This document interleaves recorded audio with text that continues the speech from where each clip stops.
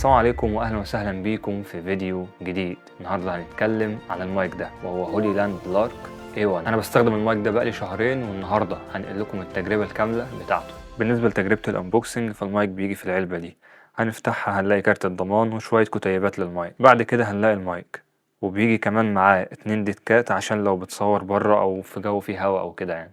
وكان بيجي معاه كابل شحن تايب سي، وبيجي معاه زي كيس كده ممكن تشيل فيها المايك لو انت خارج.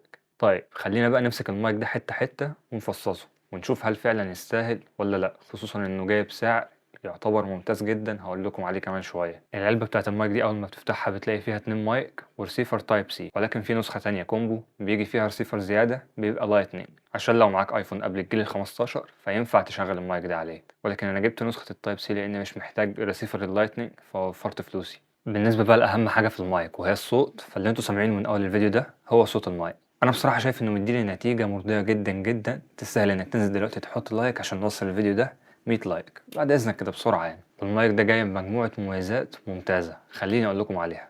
رقم واحد، إنه مطلع لي صوت نقي ومايل للاحتراف، والصوت بيطلع منه طبيعي، يعني ما بيحاولش يقلل تون الصوت أو حتى يغير جودته. الميزة التانية بقى إن المايك ده تصميمه صغير جدا جدا زي ما انتوا شايفين، يعني انت كل اللي عليك وانت ماشي تاخد العلبة دي تحطها في جيبك وخلاص على كده، او تحط المايك في الكيسة اللي بتيجي معاه دي هنا وتقفل كده، وبرضه تاخد ديت كده معاك ولا في اي حاجة. تالت ميزة بقى ودي بصراحة رهيبة، انا ما كنتش متخيل انها تبقى شغالة بالكفاءة دي في مايك بالسعر ده، وهي خاصية النويز كانسليشن او عزل الضوضاء. انا اصلا مشغلها دلوقتي عشان صوت البي سي وعشان صوت الحاجات اللي حواليا. عزل الضوضاء في المايك ده مدعوم بالذكاء الاصطناعي عشان يفصل صوتك عن صوت الدوشة اللي حواليك ويعرف يعزله باحترافية. بصوا انا مش هتكلم كتير، انا نزلت تحت وعملت لكم تجربة فعلية من ارض الواقع من الشارع، شوفوها واحكموا انتوا. طب يا جدعان انا هنا في مكان فيه دوشه، انا اسف طبعا على الجوده ديت، بس انا اخترت مكان يكون فيه دوشه عشان اجرب النويز كانسليشن بتاع المايك. طبعا لو دوست على الزرار ده هيقلب اخضر، المفروض ان كده النويز كانسليشن اتفعل. انا مش عارف بقى، انا في مكان فيه دوشه كبيره جدا جدا، فمش عارف بصراحه النويز كانسليشن هيسد في الظروف دي ولا لا. ها ايه رايكم بقى بامانه؟ انا اقسم بالله حاسس ان فلوسي ما راحتش على الارض، لان انا اللي جايب المايك ده من فلوسي، محدش مديهولي ولا اللي يعمل عليه اعلان. بس لو شركه هولي لاند يعني شافت الفيديو ده وعايزة تبعت لنا حاجة عادي احنا عنينا يعني. بالنسبة بقى لبطارية المايك ده فدي تعتبر رهيبة.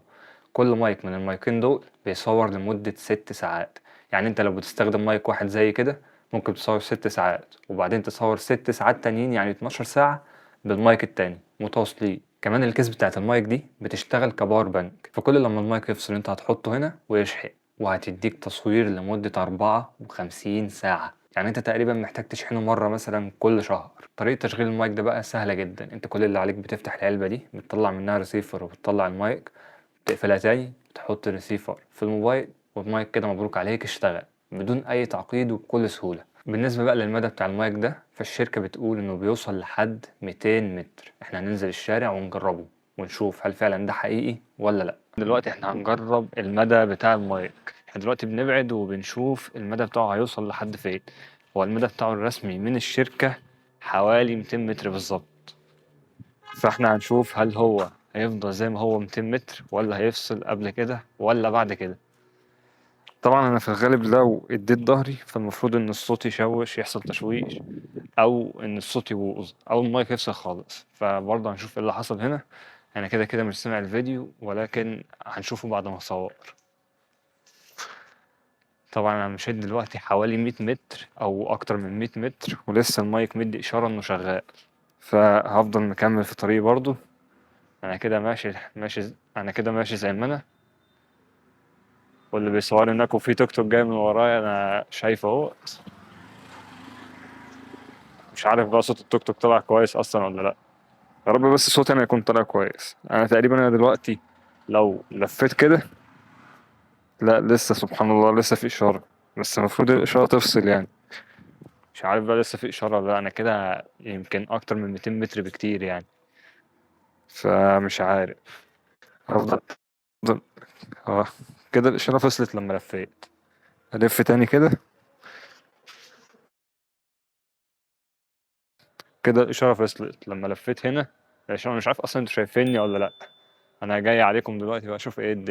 وزي ما احنا شفنا المدى طلع حقيقي، وبصراحة انا مش عارف يعني انت ممكن تصور بالمسافة دي ليه اصلا، بس هو طلع حقيقي وطلع فعال وشغال بكفاءة عالية كمان. انا مش حابب ابان اني بطبل، ولكن فعلا المايك فيه مميزات حلوة وفيه برضه عيوب هقول لكم عليها، ولكن بعد ما ناخد اخر ميزة وهي ان شركة هولي لاند موفرة لك للمايك ده تطبيق تقدر تتحكم في المايك من خلال التطبيق ده، تقدر تفعل وتلغي النويز كانسليشن منه، وبرضه تقدر تفعلها من المايك نفسه. كمان تقدر من خلال التطبيق ده انك تسجل بالمايكين دول ستيريو او مونو، وكمان تقدر من خلال التطبيق بتاعه انك تختار مستوى تسجيل الصوت. عندك 6 مستويات تقدر تختار ما بينهم. انا عن نفسي دلوقتي بسجل على المستوى الخامس، وفي برضه شوية مميزات تانية ممكن تكتشفهم بنفسك في التطبيق، ولكن اللي انا قلتلك عليهم دول هم دول اهم مميزات في التطبيق. نيجي بقى للعيوب، والحقيقة ان انا شايف ان المايك ده عامل اللي عليه وزيادة، ولكن لو هنبقى طماعين شوية فأنا بصراحة كان نفسي إن المايك ده يكون بيشتغل على الكاميرات وعلى الموبايلات. هو دلوقتي بيشتغل على الموبايلات بس، ما ينفعش يشتغل على الكاميرات، ولكن ده طبيعي يعني بالنسبة لسعره وبالنسبة للفئة اللي هو متوجه ليها. هو متوجه لفئة الناس اللي بتعمل فيديوهات بالموبايلات بتاعتها. لو انت بقى عايز مايك يشتغل على الموبايلات ويشتغل برضه على الكاميرات، ممكن تروح لاخوه الاكبر الهولي لاند لارك M2. ده بيشتغل على الكاميرات وبيشتغل على الموبايلات للنسخة الكومبو بتاعته. عيب كمان وهي ان احساس المايك ده في ايدك كده مش احساس فخم،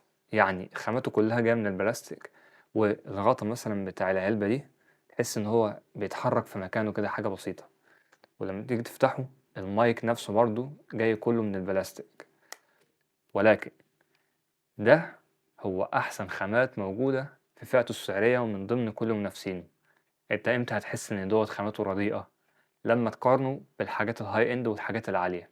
ولكن بالفئة السعرية دي انا شايف ان ده احسن خامة موجودة فيها. اللي هي كام بقى فئته السعرية؟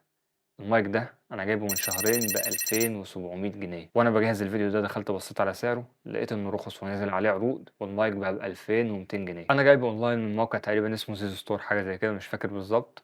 انت برضو ممكن تخش لو عايزه وتدور اونلاين وتتعامل انت بقى حاجه. بس لو انت وصلت لهنا فاقسم بالله انت اخويا الرجوله وحبيبي، اكتب لي تحت في الكومنتات كلمه نينجا عشان اعرف ان انت وصلت لحد هنا وهرد عليك. طيب مين بقى يشتري المايك ده ومين ما يشتريهوش؟ بكل بساطة يشتريه واحد عايز يبدأ محتوى، أو واحد بيصور اوريدي محتوى وعايز يطور من جودة الصوت بتاعته.